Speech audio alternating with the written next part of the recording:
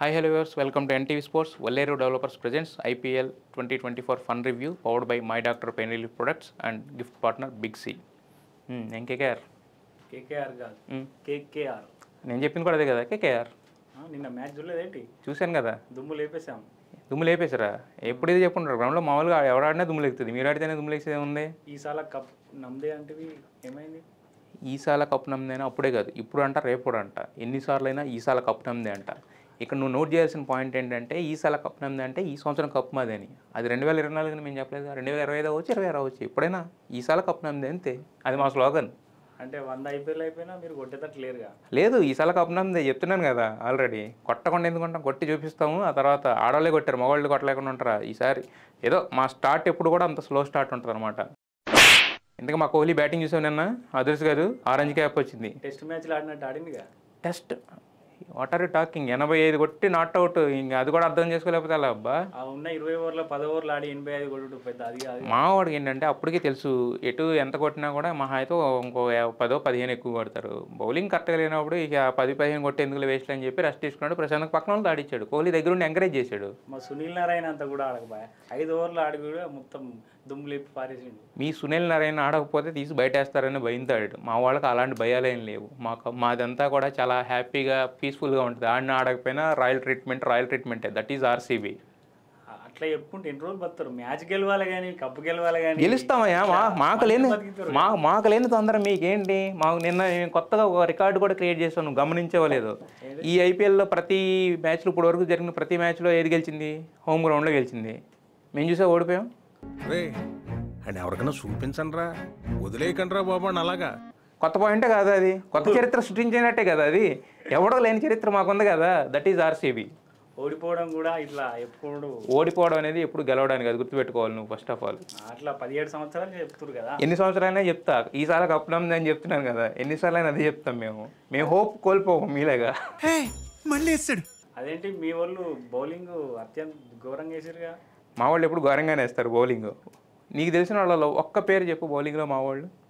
సిరాజు 3 ఓవర్లు వేసి 6 రన్లు ఇచ్చేసి ఆటోమేటిక్ ఇస్తాడు సిరాజ్ అంటే. సిరాజ్ అనేది పేరే కానీ అక్కడ ఏమి ఉండదు, బౌలింగ్లో ఫస్ట్ ఉండదు. మాకు తెలుసు, అందుకనే కదా సిరాజ్ని తీసుకున్నాం. సో మాకు ఫెర్గుసన్ లాంటి ఎవడన్నా గ్రీన్ అంటే ఒడ్డు పొడుగు ఉండడానికి కొనుక్కున్నాం కానీ బట్ వర్కౌట్ కావట్లేదు. ఏదో మ్యాచ్లో ఆడతాడులే, ఆడకుండా పోడు కదా, ఏదో మ్యాచ్లో తీస్తాడులే వికెట్లు. ఇక మొన్న మహిళ లేడీ IPL వాళ్ళు కప్ గెలిచిరు, సపరేట్గా వాళ్ళ బౌలర్ని తీసుకొచ్చి సిరాజ్ వాళ్ళ ప్లేస్లో రీప్లేస్ చేసుకుంటే అయిపోతుంది. నువ్వు మమ్మల్ని ఘోరంగా అవమానిస్తున్నావు, చూసుకో. ఏదో ఒక రోజు మామూలుగా ఉండదు.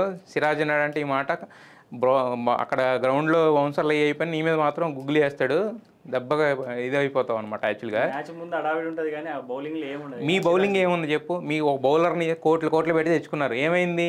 ఏకంగా సెంచరీ కొట్టాడు, నాట్ అవుట్. సెంచరీ కొట్టడమేంది? సెంచరీ కొట్టడం మరి బౌలర్ సెంచరీ కొట్టడం అంటే మరి స్టార్క్ ఏం చేశాడు? ఇప్పుడు వరకు 2 మ్యాచ్ల్లో 3 మ్యాచ్ల్లోనే 100 రన్స్ ఇచ్చాడు, ఒక్క వికెట్ కూడా దిగిపోయాయి. మరి దానికన్నా గౌరవం మా బౌలింగ్. ఇంకో మ్యాచ్లో ఆడతాడు, అదేముంది దానికి? మరి మీకు వచ్చేసరికి ఒక రూల్, మాకు వచ్చేసరికి ఒక రూల్. మా సిరాజ్ కూడా ఆడతాడు, ఎన్ని మ్యాచ్లో గెలిపించలేదు, ఫామ్లో లేడు. ప్రస్తుతానికి ఫామ్ తెచ్చుకునే పనిలో ఉన్నారు. అల్జారీ జోసెఫ్, సిరాజు, వీళ్ళందరూ, మార్కండి, వీళ్ళందరూ ఒకసారిగా ఫామ్లోకి వస్తే దాని తర్వాత వేరే ఉంటుంది, అప్పుడు కప్నమ్దే. మా బౌలర్లు కూడా హిట్టింగ్ ఆడుతారు కదా నారాయణ లెక్క. అదే అర్థం కావట్లా నాకు. మీ దాంట్లో బౌలర్లు ఎవడో తెలియదు, బ్యాట్స్మెన్ ఎవడో తెలియదు, ఎప్పుడు ఎలా ఆడతాడో తెలియదు, ఎప్పుడు ఎందుకు పోతాడో తెలియదు. అదే కేకేఆర్ స్టైల్, అదే మొత్తం ఏంటంటే నూడిల్స్ లాగా అనమాట. ఎప్పుడు ఏం జరుగుతుందో తెలియదు అనమాట. నూడిల్స్కి తల ఎక్కడ దోక ఎక్కడ తెలియనట్టు అలాగే ఉంటుంది మీది. మాది చూడు ఒక పద్ధతి ప్రకారం ఉంటుంది, ఏది ఓడిపోయినా కూడా ఒక పద్ధతి ప్రకారం ఉంటుంది మాదంతా కూడా. ఎందుకు ఓడిపోయింది తెలిసింది నన్ను అసలు విషయం? ఎందుకు మేము కావాలని ఓడిపోలే. బ్రేక్లో గంభీర్ వచ్చి కోహ్లీని పట్టుకుని కోహ్లీ ప్లీజ్ ఇది నాకు ఆఖరి ఐపీఎల్లో, నేను ఈసారి కూడా మెంటర్ కింద లాస్ట్ టైం గెలిపించుకోలేకపోయాను, ఈసారి కూడా గెలిపించుకోకపోతే నా పరువు పోద్ది.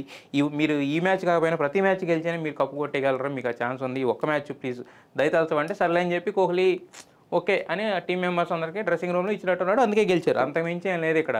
అది మీ కోహ్లీ ఫ్యాన్స్కు ఫోన్ చేసి గంభీర్ చేసినట్టున్నాడు కదా. అక్కర్లా, మాకు తెలిసిపోద్ది. మా ఫ్యాన్స్ DNA అంతా ఒకటే ఉంటుంది అనమాట. ఆ DNAలో అలా పాస్ అయిపోతూ ఉంటుంది అనమాట. గంభీర్ అలా అడిగాడు కాబట్టి మేము ఇదయ్యాం తప్పనిచ్చి. సరే తరలే, ఎన్నెన్నో అనుకుంటాం. ఓడిపోవడం అంటే మరి 16 ఓవర్లలో ఓడిపోవడం ఇంకా ఘోరం కదా. 180. ఇప్పుడు చిన్న మాట ఇక్కడ, ఇంకొక 30 రన్లు కొట్టావు అనుకో, ఇంకెంతసేపు ఉంటుంది మ్యాచ్? ఇంకో 2 ఓవర్లు ఉంటుంది. ఇంకొక 20 రన్లు కొట్టాను, ఇంకో 2 ఓవర్లు ఉంటుంది. ఓడిపోవడం అనేది కామన్ అని తెలిసినప్పుడు అలా గంభీర్ వచ్చి బతిలాడుకున్నప్పుడు మేము ఓడిపోదామని మేము ఫిక్స్ అయినప్పుడు ఎప్పుడు పోయినా అదే మ్యాచ్ కదా, సరే 16 ఓవర్ ఇస్తే ప్లేయర్ కూడా రెస్ట్ ఉంటుంది, నెక్స్ట్ మ్యాచ్ గట్టిగా ప్రిపేర్ అవ్వచ్చు అని మా వాళ్ళు వేసిన ప్లాను. పార్టీకి కూడా టైం అయి ఉంటుంది, సో అందుకని చెప్పి అలా ఓడిపోయాం అనమాట. అంతేకాని కావాలని ఓడిపోయింది కానీ, అంతేకాని మీ ప్రతిభ కాదు అది. మేము ఓడిపోవాలనుకుంటే ఓడిపోతాం, ఎందుకంటే ఈ సాలా కప్పు ఉంది, అర్థమైందా? అట్లా చెప్పుకుంటే బతికేయండి. అట్లా చెప్పుకుంటా కాదు, ఏదో రోజు కప్పు కొడతాం, కప్పు కొట్టిన రోజు మాట్లాడతాం. సరే చూద్దాం. యా.